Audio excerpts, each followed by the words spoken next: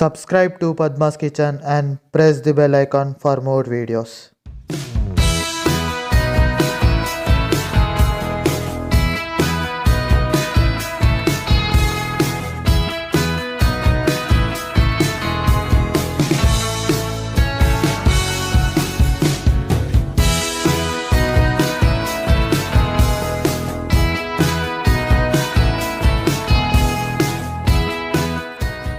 Hi అండి, welcome to Padma's kitchen. ఈరోజు రొయ్యల కర్రీ చేస్తున్నా. దానికి కావలసిన పదార్థాలు: రొయ్యలు, నూనె, ఉల్లిగడ్డలు, టమాటాలు, కారము, ఉప్పు, జీలకర్ర, మెంతులు, కొబ్బరి, గసగసాలు, ధనియాల పొడి, యాలకు లవంగాలు, చింతపండు, ఎల్లిపాయలు, పసుపు, కొత్తిమీర, పుదీనా. మనము రొయ్యలు కడగాలన్నప్పుడు ఫస్ట్ ఇట్లా కట్ చేసుకోవాలి. కొంచెము కట్ చేసుకున్న తర్వాత దాంట్లో ఇట్లా బ్లాక్గా వచ్చేస్తుంది, చూసిరు కదా. ఈ బ్లాక్ అనేది తీసేసుకోవాలి. ఒక్కొక్కటి అట్లా తీసేసుకుంటూ పెట్టిన తర్వాత లాస్ట్లో కడగాలి. చేపలని శుభ్రంగా ఇట్లా కడుక్కోవాలి. ఉప్పు, పసుపు, నిమ్మకాయ వేసి ఒక 4-5 సార్లు ఇట్లా శుభ్రంగా కడుక్కున్నా. ఇప్పుడు దీంట్లో ఏం చేద్దామంటే కొంచెం ఉప్పు, కొద్దిగంత ఉప్పు వేసుకొని కొంచెం పసుపు వేసుకోవాలి. ఒక చిటికెడు పసుపు వేసుకొని బాగా ఇట్లా కలుపుకున్న తర్వాత అర్ధగంట సేపు మూత పెట్టి పక్కన ఉంచుకోవాలి. అంతే, ఏముండదు. అర్ధగంట అయిన తర్వాత కర్రీ స్టార్ట్ చేద్దాం. ఇట్లా కలుపుకొని పెట్టుకోవడం వల్ల చేప మంచిగా గట్టి పడుతుంది, నీట్గా ఉంటుంది. తినేటప్పుడు కూడా టేస్ట్ బాగుంటుంది. ఒక గిన్నె పెట్టుకుందాము. ఈ నీళ్ళన్నీ పోయేదాకా మంట పుల్లో పెడదాం. గిన్నె వేడెక్కింది కదా, ఇప్పుడు నూనె పోదాం. 1/2 కేజీ రొయ్యలు కాబట్టి నూనె కొంచెం ఎక్కువనే పడుతుంది. రొయ్యలు కాబట్టి ముందు రొయ్యలు వేయించుకోవాలి కదా, దానికి సరిపడా వేద్దాం. దీంతో 3.5 స్పూన్లు పోసిన నూనె వేడెక్కనిద్దాం. నూనె పోసినాం కదా, చాలా వేడెక్కింది. మంట సిమ్లో పెట్టి ఒక్కసారి ఇట్లా గిన్నెకు నూనె ఇట్లా అందేద్దాం. చూడండి ఎంత వేడెక్కిందో నూనె. ఇప్పుడు 1/2 అవర్ ఉప్పు పసుపు వేసి పెట్టుకున్నాం కదా రొయ్యలు. ఇప్పుడు ఇవి నూనెలో వేసేద్దాం. కేజీ రొయ్యలు తీసుకుంటే 1/2 కేజీ అవుతుంది. ఇదంతా పోయి అంతా కడిగి అంతా చేసేసరికి 1/2 కేజీ రొయ్యలు అయింది.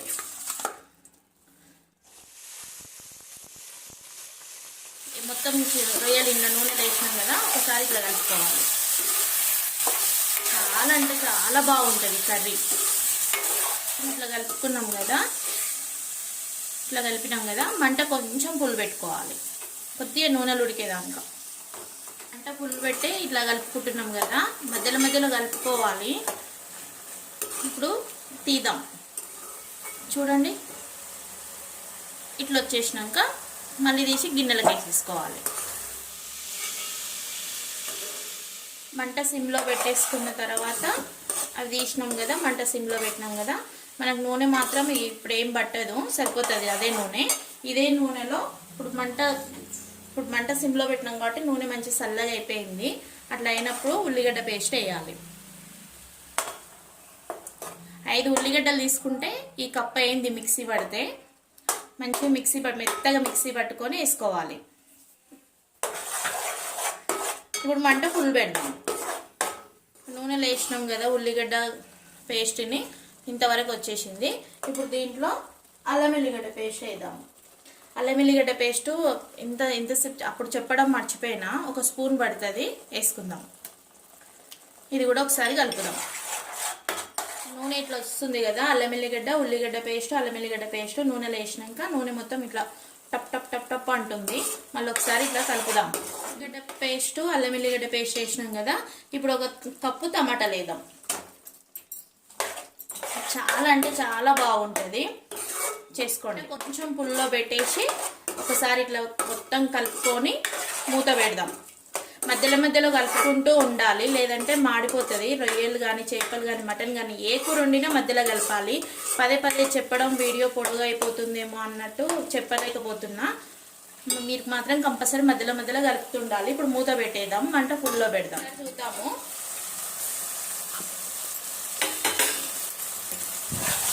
టమాటా ముక్కలు కూడా మెత్తగా అయిపోయినాయి కదా, ఇట్లా బాగా ఉడికింది. చూడు నూనె మొత్తం ఇట్లా అంచుల పొడి వస్తుంది. ఇంత బాగా ఉడికింది కదా. ఇప్పుడు ఇందులో పసుపు వేద్దాం. ఒక పావు టీ స్పూన్ పసుపు. ఆల్రెడీ రొయ్యలలో కలిపినాం కాబట్టి ఉప్పు పసుపు ఒక పావు టీ స్పూన్ వేయాలి. ఇప్పుడు కారం వేద్దాం.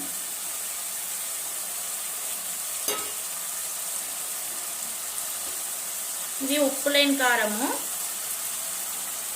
ఇంత వేసుకోవాలి. నాన్ వెజ్ కాబట్టి కారం ఎక్కువ వేసుకోవాలి. ఎప్పుడైనా చేపల కూర చేసేటప్పుడు, రొయ్యల కూర చేసేటప్పుడు కారం ఎక్కువ ఉండాలి, మసాలా తక్కువ ఉండాలి, కొబ్బరి పొడి ఉండాలి. అప్పుడే కూర బాగుంటుంది. కారం వేసినా కదా. ఇప్పుడు దొడ్డు ఉప్పు వేద్దాం.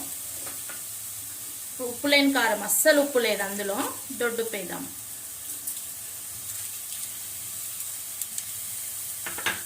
ఉప్పు వేసినాం కదా, ఒక్కసారి ఇట్లా కలిపి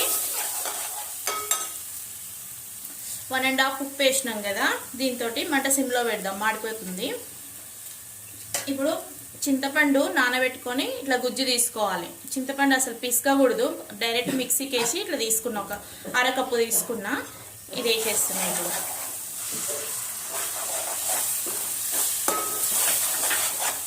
ఈ ఉప్పు, కారము, చింతపండు గుజ్జు, టమాటాలు, ఉల్లిగడ్డ పేస్ట్ ఇదంతా మంచిగా నూనెలో ఉడకాలి.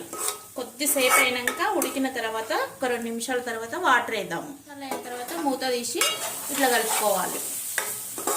కారము, ఉప్పు, అల్లం ఎల్లిగడ్డ పేస్టు, ఉల్లిగడ్డ పేస్టు, టమాటాలు అన్నీ ఇట్లా మెత్తబడి మంచిగా ఇట్లా వచ్చేసింది. చింతపండు గుజ్జు కూడా పోసినాం కదా. ఇప్పుడు వాటర్ పోద్దాం. ఎన్ని వాటర్ పడతాయో అన్ని చూసుకొని పోసుకోవాలి. కర్రీ కాబట్టి చిక్కగానే ఉండాలి, వాటర్ మరీ ఎక్కువ పోయకూడదు. పులుసు అయితేనేమో వాటర్ ఎక్కువ పోసుకోవాలి. చింతపండు రసం మీ ఇష్టం, వేసుకుంటే వేసుకోవచ్చు, లేదంటే లేదు. ఎందుకంటే రొయ్యలు కాబట్టి కర్రీలో చింతపండు వేస్తేనే బాగుంటుందని కొంచెం చింతపండు మిక్సీ పట్టి ఒక 1/2 కప్ అయింది తీసుకొని పోసేసిన ఇందులో. ఇప్పుడు ఇది మంచిగా ఉడకాలి. మంట ఫుల్లో పెడదాం. మళ్ళీ ఒకసారి కలుపుదాం. మంట ఫుల్లో ఉంది కదా, ఇప్పుడు సిమ్లో పెడదాం. చూడండి ఎంత మంచిగా మసిలిందో. కర్రీ కాబట్టి ఈ మాత్రం చిక్కగా ఉండాలి. ఇంకా మనం రొయ్యలు, మసాలాలు అన్నీ వేసేసరికి ఇంకా చిక్కగా అయిపోతుంది. ఇప్పుడు రొయ్యలు వేద్దాం. మళ్ళీ మంట కొద్దిగా ఫుల్లో పెడదాం. నూనె మొత్తం రొయ్యలు వేసిన తర్వాత ఎట్లా వచ్చింది చూసిరు కదా. ఇట్లా నూనె ఇట్లా చుట్టూగా నూనె వచ్చిందంటే రొయ్యలు మంచిగా శుభ్రంగా ఉడికినట్టు లెక్క. మరి ఎక్కువ ఉడికితే కూడా రొయ్యలు బాగుండదు. కొద్దిసేపు ఉడకనిద్దాం. పైకి వచ్చేసింది, కర్రీ లాస్ట్కి వచ్చేసింది. ఇప్పుడు మనము మసాలాలు వేద్దాం. మరి రొయ్యల కర్రీ గట్టిగా చేస్తే కూడా బాగుండదు, ఇంట్లో వేసుకుంటే మంచిగా ఉంటుంది. ఇంకా ఇంత చిక్కగా రావాలి. ఇట్లా వస్తే చాలా అంటే చాలా టేస్టీగా అవుతుంది. ఎంత బాగా అనిపిస్తుంది కదా, కలర్ఫుల్గా ఉంది కదా. ఇప్పుడు మసాలాలు వేస్తామన్నా కదా. ధనియాల పొడి ఒక 2 టీ స్పూన్ల ధనియాల పొడి, గరం మసాలా, హోల్ గరం మసాలా,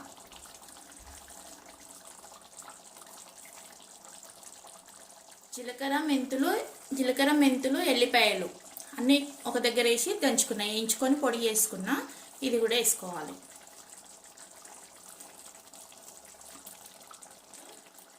వేయించుకున్న కొబ్బరి సగం ముక్క. ఇప్పుడు కలుపుదాం. ఇట్లా మంచి స్మెల్ వచ్చేటప్పుడే మసాలాలు వేసుకోవాలి. ముందే వేసుకుంటే మనం చింతపండు, టమాటాలు అవన్నీ వేసినాం కాబట్టి ఆ పచ్చి స్మెల్ పోకముందుకే మసాలాలు వేస్తే కూర టేస్ట్ కాదు. ఒక 2 నిమిషాలు మసాలాలు వేసినాక ఒక 2 నిమిషాలు మూత పెట్టేద్దాం. మీరు పుదీనా వేస్తున్నా.